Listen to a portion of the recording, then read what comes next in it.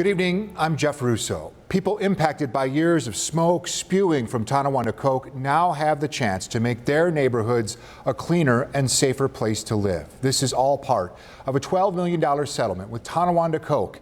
It involves nearly $8 million to improve air and water quality, along with nearly $3 million in civil penalties. But it also includes just over $1 million for neighborhood projects.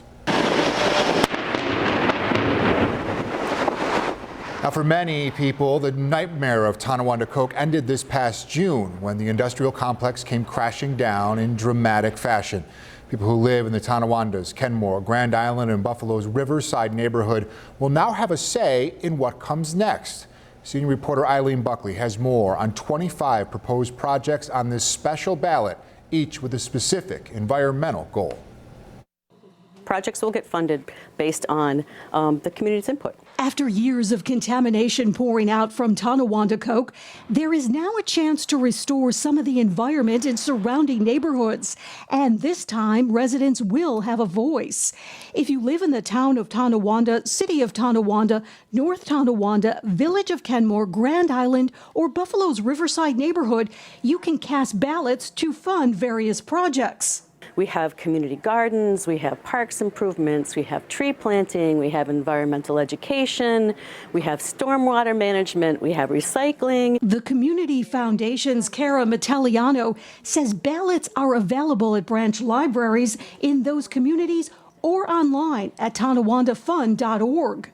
Balloting started this morning, and we've already had people start to cast ballots. 25 proposed projects are placed into 2 tiers, and residents can vote for up to 6 projects in each tier. Tier 1 is projects ranging from $5,000 to $25,000.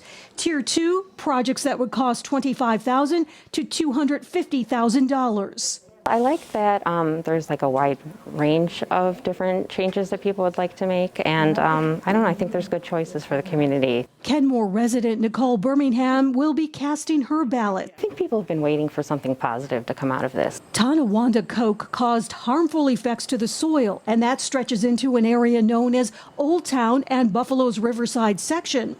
The Black Rock Riverside Alliance is proposing a more than $75,000 project that would restore green elements and educate residents about what's in their own backyards, so that they know whether their soil is safe to plant in and if they can eat what they plant in it. Ann McCooey with the Black Rock Riverside Alliance is canvassing the neighborhood with flyers to spread the word about the ballots to residents. McCooey says the Boys and Girls Club already has a tree farm, and the project would help enhance and provide more trees into the neighborhood. A lot of these streets are really void of trees, and since we're on a bird migratory pathway, it's kind of important that we have those resources for the birds. The Black Rock proposal would also provide pollination gardens for monarch butterflies. Being able to have things that are planted very purposefully for pollinators would do a lot to improve the environment as well.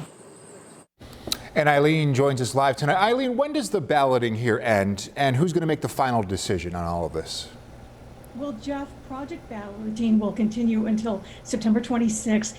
Now, the ultimate decision on what projects will be selected is up to the state, but citizens' input will be key to the final choices. Jeff? All right, Eileen Buckley reporting live tonight. Thank you, Eileen.